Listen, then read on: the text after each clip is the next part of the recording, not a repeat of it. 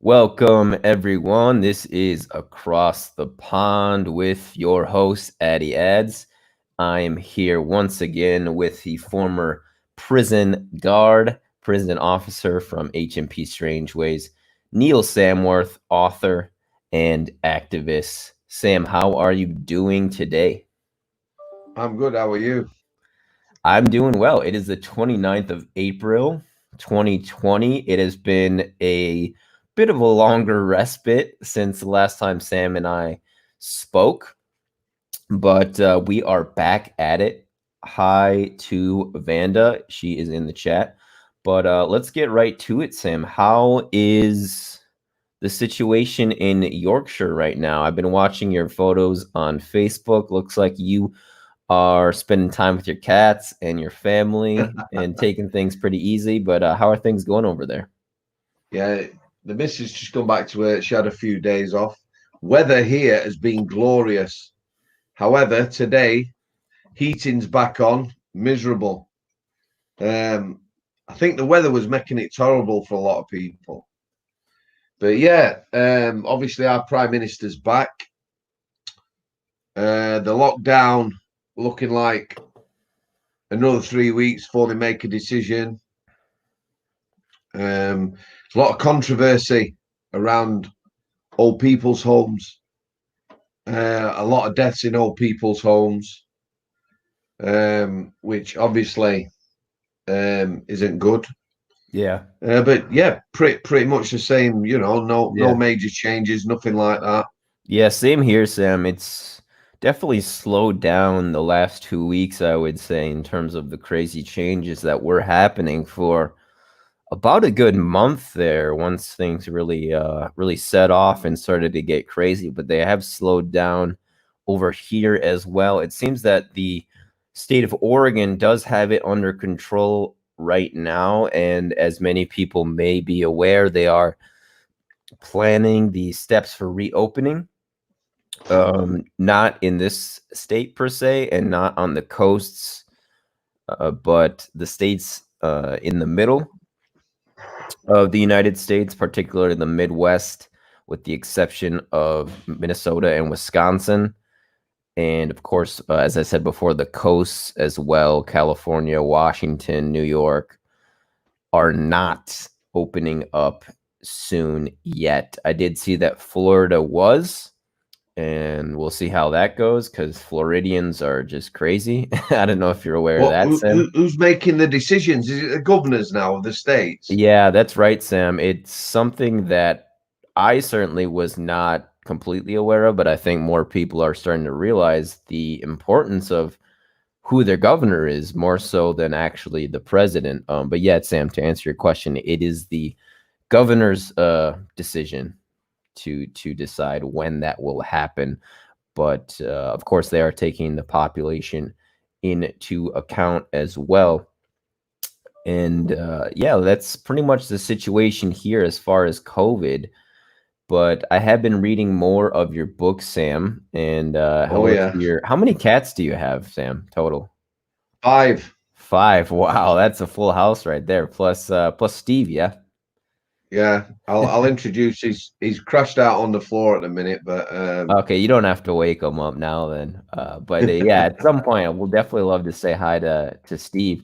But let me just read this excerpt from chapter 8 of Strangeways by Sam Samworth. Chapter 8 is called Blue Christmas. I will just read the opening paragraph. Most prison officers worked 1 and 2 weekends, Div 1 and Div 2, as shifts were traditionally known. Div 1 was alpha male, Div 2, my shift throughout my time on K Wing, less so. They had a derogatory name for us, but I never cared. We had an easygoing staff, as reflected in how the weekends tended to go. Div 1 had far more incidents than us. We had intelligent people who were able to talk prisoners down. Could you explain that a little more, Sam? Just the differences yeah, between Div 1 and Div 2? the Div 1 and Div 2 is just a different weekend. Yeah. However, um, Div 1 it was pretty much all alpha males. I think there were a couple of female staff on that weekend, but they were definitely more, gung ho type people. Why is that, Sam? As opposed to spreading out the alphas, why did they kind of group them all together? And that's another thing too. Is like I don't necessarily see you as the most submissive dude, Sam. You're definitely an alpha male. So why were you in the div too as well? If you could answer both those questions. The weekend actually was just when you started. So when I started on K-Wing, I think there was 3 spaces on Div 1 and 2 on Div 2 or something like that. So you just slot into them shift patterns. So it's not a choice. And it just so happened during the week, the shifts were very mixed. So you'd have mixed staff. You might have a good talker, a couple of female staff, a couple of alpha males, as we want to call them. So it was very mixed. But the weekends, obviously Friday, shifts changed, and then the weekends stayed as they were. So you were always with the same crew. Ours were, like I say, Lynn and Bob Ake, fantastic couple on our weekend. They'd bring all the stuff in Sunday. We'd have a cooked breakfast on the wing before we started. Just very sort of laid back. Not openly aggressive staff. Our weekends, like I said, they used to run really smooth. We get all the work, used to do a lot of searching, random, boring prison stuff at the weekend, and it'd go really well. The thing was as well that there were a lot of staff on that weekend that were really liked, so it tended. Prison as a whole tends to go with the staff. If the staff are on top, aggressive, whatever, prisoners are going to be like that. So our weekends were always really, really quite chill, boring, incident free, lots of standing around, having the odd brew, lots of chatting, the dynamic security, mooching about, chatting to prisoners and that. So when I say boring, that's the wrong word. If you're going to do work, it was relaxed. Nothing happening. So boring is probably the wrong word, even though I've used that quite a lot. There was nothing happening. You think that the prisoners actually mirror how the guards treat them, essentially? Oh, definitely. The energy that they put out, they reciprocate. Oh, definitely. Yeah. Definitely. Wow, that's really interesting. Well, we did quite a few Christmas days. And at Christmas is a different time. We have Christmas Day, Boxing Day. I don't know what you call it, the day after Christmas. Yeah, we have well, it's kind of interesting, Sam. It's on the calendar, but nobody really celebrates it here. Could you explain what Boxing Day is for all the Americans? Yeah, it's just the day after Christmas. The important thing is it's a bank holiday. So at Christmas, as a prison officer, they wanted you to work one bank holiday. So that were Christmas Day or Boxing Day or New Year's Day. More often than not, because you were short staff, you'd end up working 2. Or, you have the choice of working Christmas or New Year.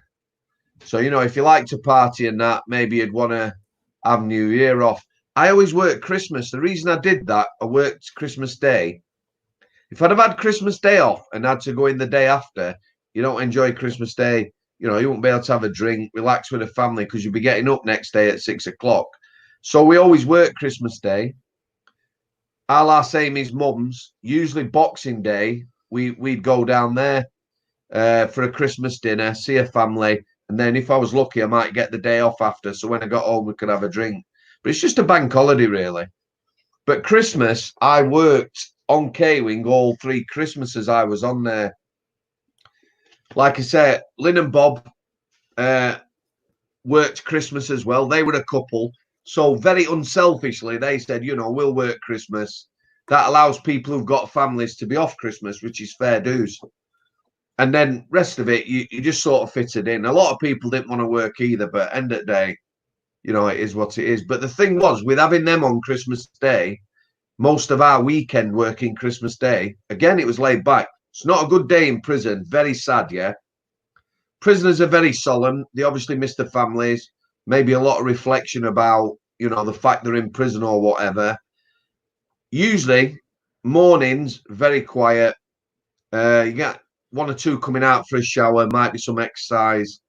They'll obviously get the dinner. Then after dinner, they'd all be out making phone calls, that sort of thing. But Christmases were very peaceful. And we always had a Christmas dinner. Lynn used to bring all the stuff in. We used to sit down. We'd get all the prisoners fed behind the doors, sit down to a proper Christmas dinner for an hour, which was lovely. And like I say, you know, the Div 1, Div 2 thing, our weekend just used to run smoothly. Got good work. The staff had good work ethics. Didn't need anyone to tell us, you know, once it got to that time, you got to work. Everyone was up, did the bit, and it ran really well. And prisoners definitely feed off energy. When I was on the healthcare, I used to find that a lot. I used to work a lot of overtime. I didn't really take weekends off and that. And, you know, the prisoners used to say it's a different vibe when you're on to when other people are on. You know, you always try and get people out for a start, but they do feed into it. You know, you have a laugh, a bit of a crack or whatever. So they definitely pick up from officers, but they also know as well, you know, if someone's open, like our weekend, you know, you could approach with problems and things like that, then, you know, that's what they're about. So wow, that's really interesting. So you would say that prisoners have favorite guards? Oh, definitely. Yeah, definitely. These people that they buzz off, you know, they all know the line. That's not a macho thing, you know, don't cross the line. But, you know, they know you could have a laugh. And the other thing was about our weekend with the staff, even if we short staffed, so we didn't have enough to get everyone out, we might split the day. So, you know, we tell half them, look, you're behind your door this morning, we ain't got enough staff.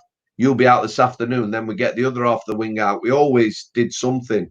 And although they might not be happy, like we've said before, once you tell them what's happening, or they know they are going to get out and make a phone call and have a shower, then, you know, they just sort of accept it or whatever. But yeah, cool. You know, it's not.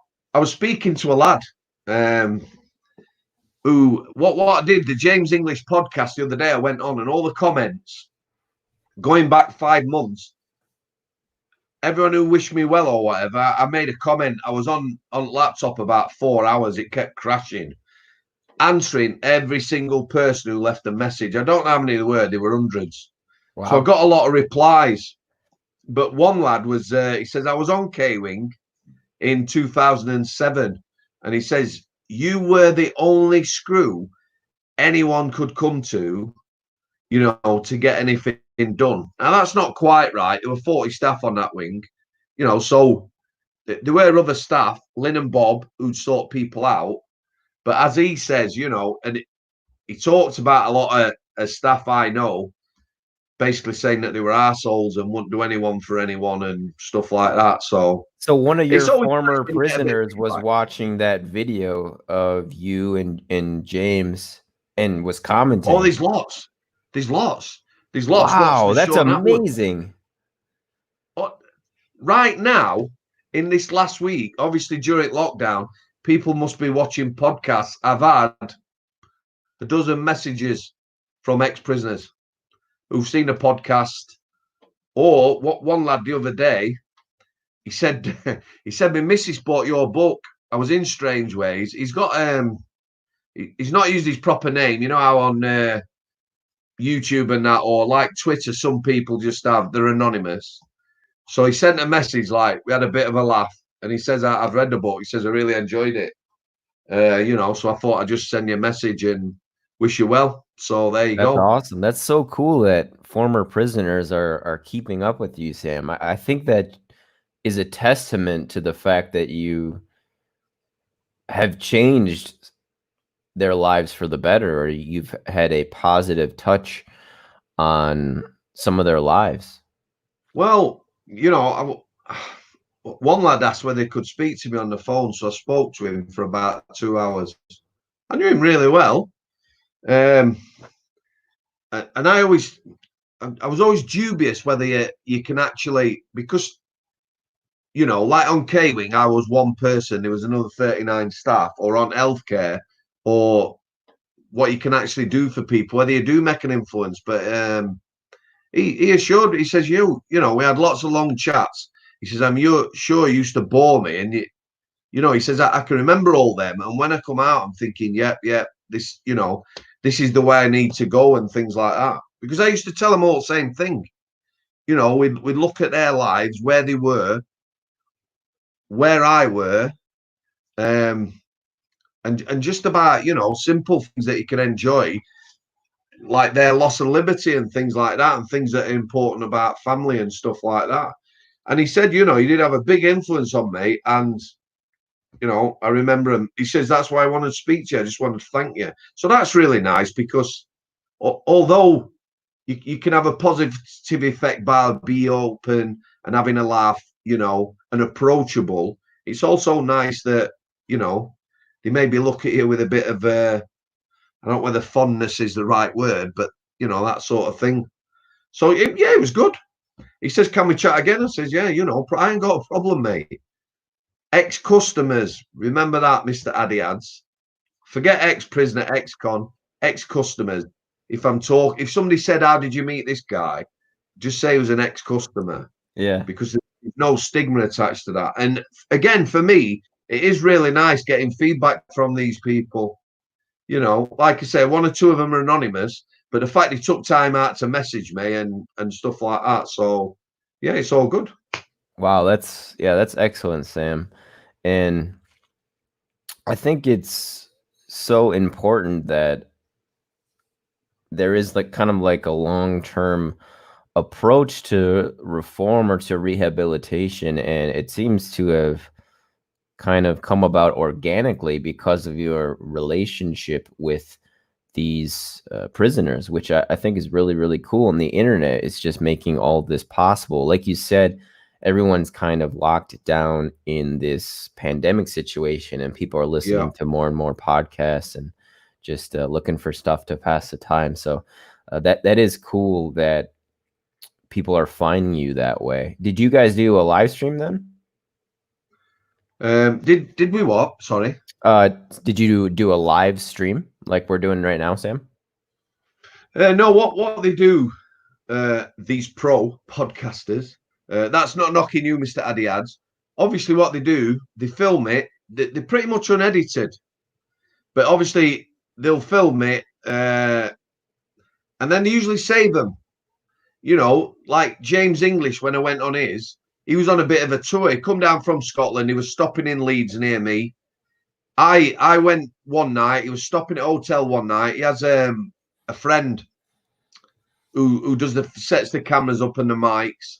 Then they were packing up. They were going down Birmingham the day after, which is like, you know, it's another good 100 mile. Then he was going somewhere. So he was doing about 6 or 7 podcasts over about 6 or 7 days, and then, you know, slowly drip feed them on, like they've started doing now, premiering and things like that. And they take little off shots and little cuts to get people interested.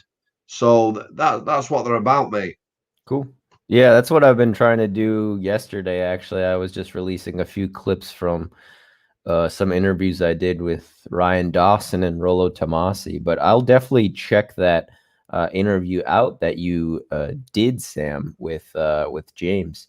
And if you have any other podcasts that you listen to, Sam, too, please do share, because I think people are always looking for something new to listen to.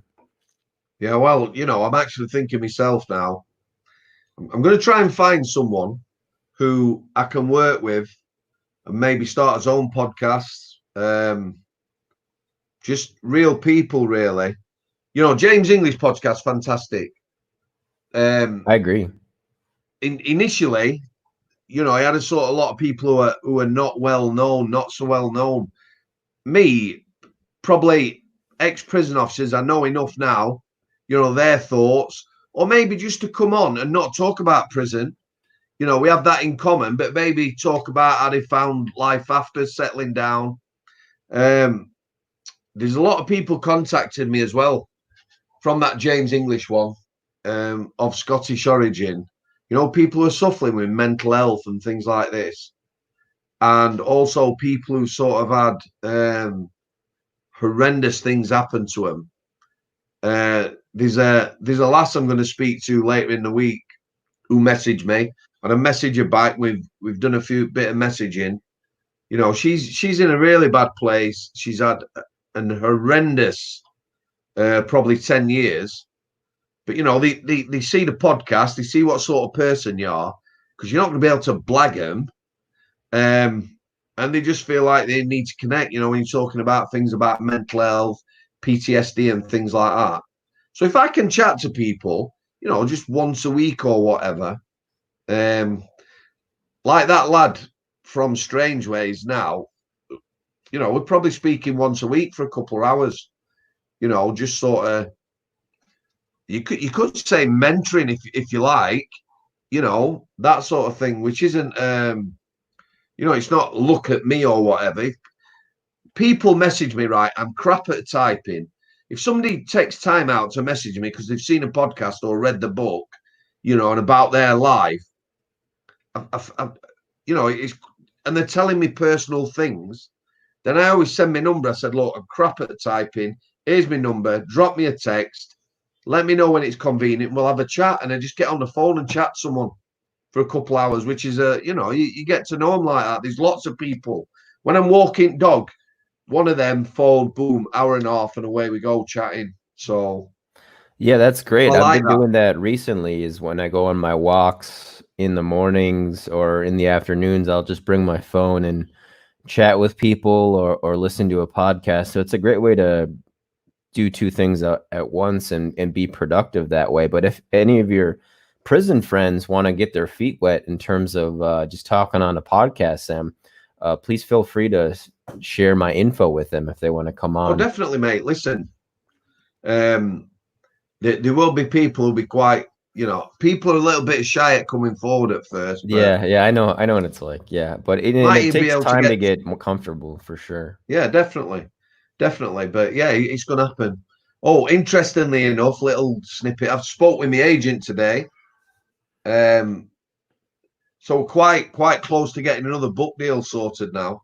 Wow, Sam, that is Hopefully. awesome. Yeah, tentative So congratulations on that. That's thank you really very great. much. It'll By the be, way, your book is on the way. I just got an email yesterday that it shipped, so it is getting here slower than usual, of course, because of the pandemic, but it is on the way and I am looking forward to it because and I don't know, I may have mentioned this before, but I much prefer reading with a physical book as opposed to an ebook, which I will yeah, of course definitely. do both, but I just love you Got can't all beat a mine here. I'm just yeah, starting to work my way through them now. you can't beat the tactile experience of Oh, reading a book definitely. and smelling a Definitely. new book and so I'm looking forward to getting that in the mail, Sam, and adding it Well, to my library. yeah, definitely. But you know, that's quite exciting. It's something I wanted to do, and it'll be a different angle because it'll be sort of out from the outside looking in, you know, as opposed not more of the same. But publishers don't want that anyway. You know, Right. quite often a follow up can be not as good or successful as the first. So it'd be coming from a different angle. But I am really excited about it. You know, I don't want to say too much about it now. Keep it Definitely. Just keep us updated, Sam, and definitely, whenever you mate. know some info that you want to release, just come on and let us know, and we'll be happy to know what's going on with that. And so yeah, we're all really excited for that, Sam, and excited for you. Any ideas on the topic, or is that all you can really say at this point? No, it's going to be, you know, sort of there'll be connection with the first book and lots of them. You know, I'm still in touch with a lot of people who were mentioned in the first book, were in stories in the first book, really about, you know, how it affects people's lives and how they struggle to change or whatever. So it'd be, people will be able to relate to it more as well, especially if you've been in prison, that sort of thing. So maybe looking again, you know, just to appeal to a wider audience, even though the book's done really well. You know, it's an insight at the end of the day. There's a chance to do a memoir. It's an insight. You know, I don't know whether we mentioned this. I really need to read the book. I've got it here, my book. When I was working on it, you know, just read the script so many times, I got fed up of reading it. You know, you fine tuning, make sure you're getting detail right. You know, I didn't want to upset any of my friends, other people not so bothered. So I need to sit and read it. I know at the time when you read it, I thought, wow, it's quite personal, this. You know, you sort of put in, you're laying yourself open, not only to criticism, you know, maybe from ex-colleagues and that, but also, you know, I didn't sort of hold anything back. I said it as it were. It was a very raw time. So I guess I haven't read it since for fear of a bit of embarrassment. But now, you know, I'm in a better place. We're in a good place. We're moving forward with his life. So it might be a good time to just reflect and give it a read. I think so, Sam. I think it's thing. the perfect time to do it. But why were you embarrassed or fearful of being Well, embarrassed? it's not embarrassment. You imagine. Well, I'll tell you what. We'll hold that for you. Saying why? Wait till you finish the book, and then we'll discuss that. Okay. Yeah. All right. That sounds good. That'd be a good time to sort of bring it up, I think. Definitely. And I would love to do not today, Sam, but one of these broadcasts we do, just do one and just have it be focused on the subject of kind of preparing for work as a prison guard, because there are people out there, young people who have interest in being a prison guard or being a prison officer, whether it's here in the United States or in England. And I think preparing young people for jobs in the real world is something that is not done very well, because I feel that now. Yeah, I don't think for various reasons, but I think there's a demand for that, Sam, not only in this job, your former profession, but all professions. So I think that would be cool if you'd be open to doing that, just of asking course, questions anything. about whether it's what you wish you knew, or yeah, just whatever. Anybody who's thinking about becoming a prison guard, and maybe even like what you would recommend to someone who isn't sure about whether or not they want to do it, which I think is another important decision that young people have to come to as well. I've had quite a lot of messages from people who are joining. Oh, wow. Have joined recently, have joined and left. There's loads of like sort of young people who've messaged me and things like that. So that's quite, again, it's like a mix. Ex-customers, ex-officers, current officers, officers going through the training, that sort of thing.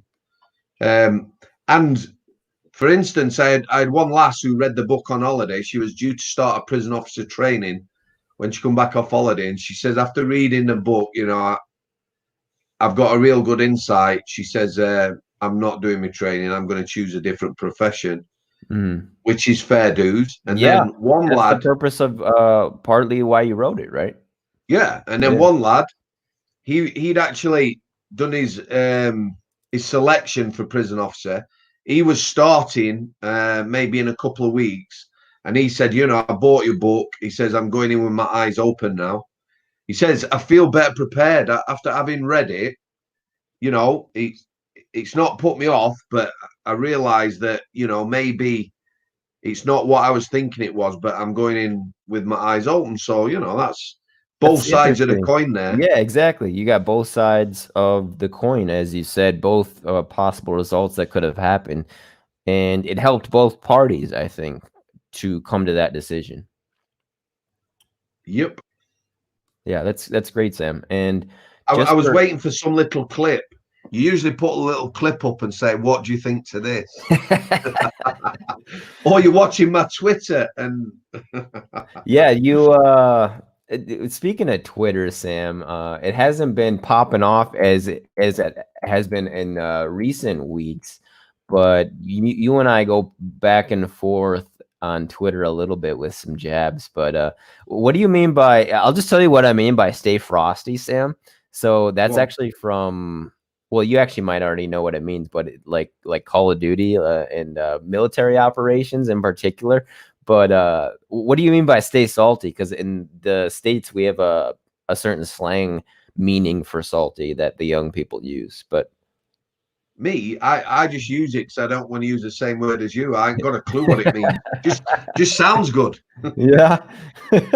Well, I don't know about England, but salty in the States for young people is like, well, it's not used quite as much as it was a couple of years ago, but it kind of means like, what is that? Like a little grumpy or salty. Yeah, just Oh upset. yeah, I could see it. No, Yeah. I don't mean it like that. I mean Okay. just, you I know. didn't think you did, but I just wanted to let you know that that's what that means here sometimes. So. But yeah, let me just take a look at your Twitter, Sam, because people should go and follow Sam on Twitter. He is Samworth_Neil, and you are learning how to use it better and better by the day, Sam. You're up to 400 followers, which I think when I started following you, you only had 100 or so, or even less. But people should definitely go and check that out. But actually, there was a book I wanted to ask you about, Sam, Yep. and you posted a picture of it saying that you had read it, and I can't recall the name right now, but let me see if I can pull it up. It was another English author, I believe. Do you know what I'm referring to, Sam? That one. Let me see. Yes, sir, that's it. Yeah, what is that? Bad People. Bad People by Craig Walwork. Craig Walwork. Yeah, So I found his Craig, Twitter the other day. yeah. So Craig, he messaged me, started following, messaged me. You know, he bought the book, enjoyed the book. So we had a bit of a chat. That's his book. So you know, obviously courtesy and that. I've told you I want to start reading. I have got books I'm working through, but he's like a horror writer. He's one of these like indie type writers. I don't even know what that means really. Yeah, neither do However, I. you know, I had a read and I thought, yeah, you know, I've met the guy. We've had a good chat. Seems like a decent guy and that. So I bought his book. And you know what? It's based between Manchester and West Yorkshire, which is where I am. So you know, it got a bit of that sort of content, but it was really really good. I mean, here I've got the James Patterson books. So Mm. obviously he's best-selling author. So I've been reading them, and then I read that, and it could have been by James Patterson. I don't mean he's copied his style. I mean, you know, it was deeply dark. It gripped you to the end. You know, it was a really good. But I read it in 2 days. I don't read enough. I have started now. I'm trying to read at least an hour or two a day of these books. I want to work my way through. But I read it in 2 days. I read maybe a third of the book, and then the second day I just, you know, 7 hours, sat down, had a bit of dinner. I really enjoyed it. Really, really Wow, good. 2 So days for one book, that's very quick. That's ripping through it, Sam. You must have yeah, it really was great. enjoyed it. So you know, I think that's what it's all about. And you know, we chat now as well. The thing about this Twitter, there's a lot of toxicity, isn't there? Yeah, a lot of negative stuff. I'm gonna put my opinions about prison and things like that. Um, at the minute, it's just about numbers and everything's like negative and that. So, you know, it's not worth commenting or putting a post for me at the minute. If you can't show anything positive, I can understand people's frustrations, but everyone, you know, sort of knows how to make things right. But a lot of them are totally clueless. You know, you get fed up the same people putting the same garbage out there. You know, they've never worked in prison. They've never been a prisoner. They have not got a clue how it works or anything like that. So yeah, but as far as meeting people and chatting, you know, my inbox regulars now. We chat. We see someone on Twitter. Someone will inbox me. You know, what do you think about that? It's all good stuff. I enjoy it. I'm meeting people.